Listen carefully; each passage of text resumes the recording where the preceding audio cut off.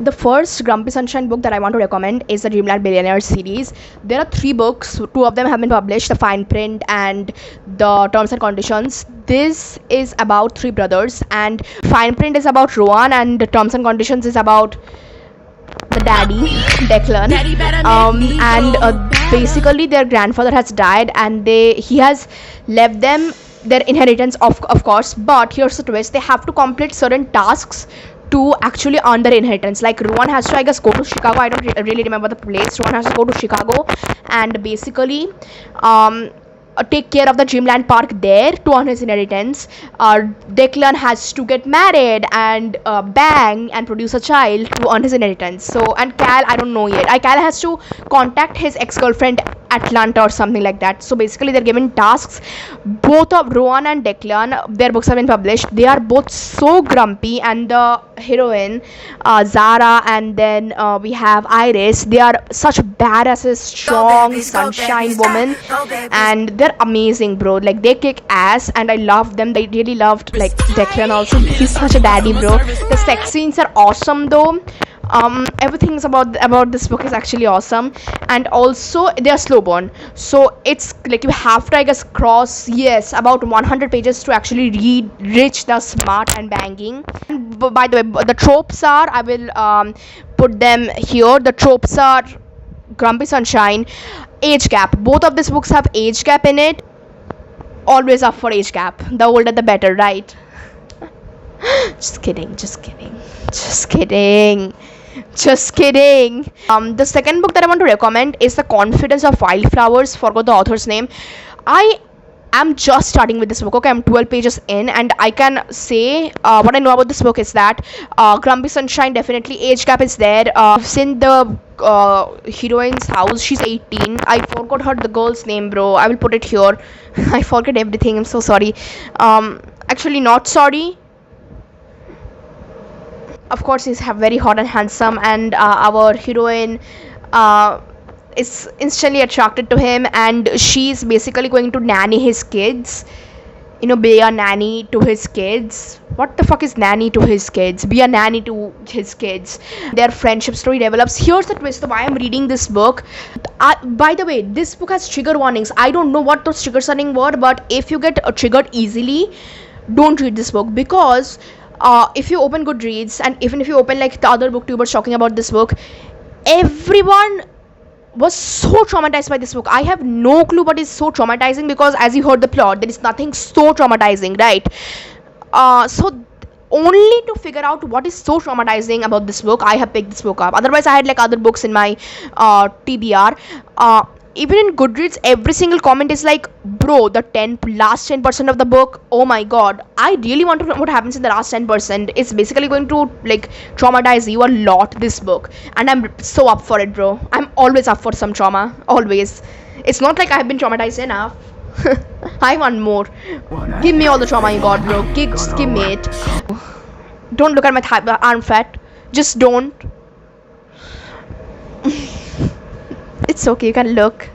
The next book that I will be recommending is similar to The Confidence of Wildflowers. It's Ignite. Ignite, a hot guy with kids, 2 girls, moves in next door to our heroine. I always forget the girls. Okay, I forgot the girl's name. And similar tropes. There is an age gap. There is Grumpy Sunshine. But guys, I will tell you why I stopped reading this book. Okay, I'm not saying it's a bad book, just hear me out. There is a literal scene, like our hero is a firefighter, okay? Girl's fire alarm just went off by mistake because she was showering, and because of the steam, it went off by mistake. So of course our firefighter rushes to the rescue, and while she was trying to switch off the fire alarm, she was butt naked. The hero rushes into her bedroom and finds her naked, and then she gets so embarrassed, she falls down the ladder which she used to climb up to the fire alarm, and she lands on her ass and she crawls like a baby to the bathroom. And no, it gets better, just hear me out. And meanwhile, his two girls also rushes into her bedroom. They followed her dad, and everyone saw her butt naked. And one of the girls literally said, there is a line, "Daddy, we saw her bum." I can't deal with this here. I got so much secondhand embarrassment from reading this book. I'm like, bro, no, I need some rest from this book. So I picked up Confidence of Wildflowers. I'm on page 13. The next book that I want to recommend is that not Birthday Girl by Penelope Penelope. Okay, Birthday Girl is. Let me first talk about the tropes. Boyfriend's dad. We all love it, bro. We all want a daddy in our lives. Okay, listen, here are some conflicts regarding whether it is actually Grumpy Sunshine or not, because some people say it is, some people say it's not. Because let me tell you why some people say it's not. Because it's not very evident in the book. In the books like fine print, terms and conditions, it has been made very, very evident that Declan and Rowan hate people. They can't deal with people. They always have a scowl on their faces. But here, but there are some lines that will support that this book is Grumpy Sunshine. Though in the very last chapters, this is not a spoiler. I'm just like explaining it to you guys. There is a line where the neighbor, where Spike is our hero, Jordan is our heroine. Pike's neighbor basically tells him that, hey man, you were so happy with Jordan. That was the first time I saw you smile. So first time, like, he saw him smile. So, and there are also some other few instances where Jordan is describing him like he was pushed into adulthood at such a young age. Like basically, Pike had Cole, Jordan's boyfriend, at 18. Basically, the girl was a bitch. She just partied all day long. Who took care of Cole? Pike. And the girl was a bitch. If she was like, if she came in front of me, I would have fucking punched her in the face. Okay, of course, when you're pushed into adulthood at that young age, 18, you have a child, and your girlfriend is a bitch. She doesn't, like, really care, and she's partying all day long, and all the responsibilities are on you. You have to drop off college, so of course you are not going to be a very happy sunshine person, right? So the vibes that I get, it's definitely he was grumpy, bro. He was like not the grumpiest, not like fuck you, I'm gonna kill your family, just like come in front of me, I will fucking no. He wasn't like this grumpy, but he was he was very grumpy in a subtle way. And the next book that I want to recommend is Vicious. It's by L.J. Shen, and I don't really know how to describe the book except for the fact that the hero is so hot. The hero's name is Vicious, for like Emilia. Yeah, fuck yeah. The heroine's name is Emilia. This is also this is also enemies to lovers. Okay, enemies to lovers, boy falls first, Grumpy Sunshine. We have childhood enemies to lovers. Emilia basically is a house help at Vicious house. Okay, Emilia is from a poor family. Vicious is rich, and of course privileged kids are, most of the times they are bullies, because I am not from a privileged background, but I have seen a lot of people, who are really bad people because they're privileged. The privilege is lost on these people basically. Okay, let me return to the topic. So what happens is that now Emilia has started dating the hero's Vicious best friend, one of best friends, Dean. So Vicious gets so angry and mad at her that, and also like Emilia lost her virginity to Dean, and Vicious came to know about it, and that was a breaking point for Vicious.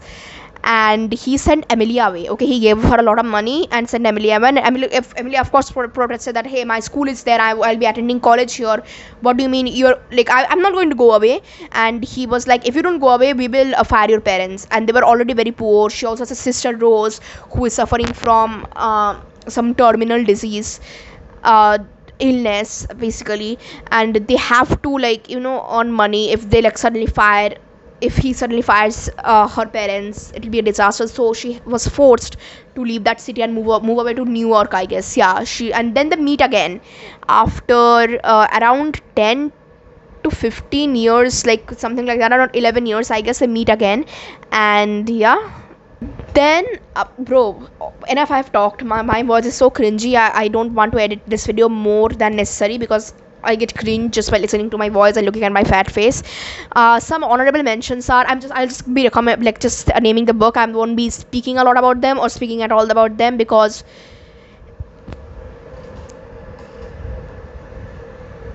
it's already 1:20 a.m. at night and I have to go to sleep.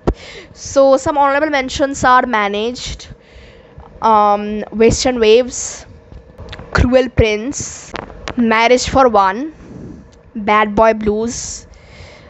Bad Boy Blues, the sex scenes are awesomely written. Awesomely. Read it. Okay, Bad Boy Blues doesn't have a dual POV though. Like, except for 1 or 2 chapters, we get to like see from the boy's perspective, but others are like from the girl's perspective. So there goes my list of recommendations. I don't want a lot of people seeing this video, bro. I don't want a lot of people finding out about my ugly face. So even if one person watches it, I'm so happy and thank you so much. I love you from the bottom of my heart. Love you, and just like, thank you so much for watching this video. It took a long time to edit and I love editing. So that's the problem. But if you have any Grumpy Sunshine book recommendations, just like comment down below. I reply to the comments. I mean, I get none, but if I get comments, I will reply to them. Okay. And that's for today's video. I think I'll be posting 2 times a week, and thank you so much for clicking on this video and watching it. And thank you so much for 13 subscribers. When I opened this YouTube channel, no one knows about it, and I don't want anyone to know. That's why I'm saying I don't want a lot of people seeing this video. I never thought my first subscriber was me. Just me. Yeah, from another device I subscribed.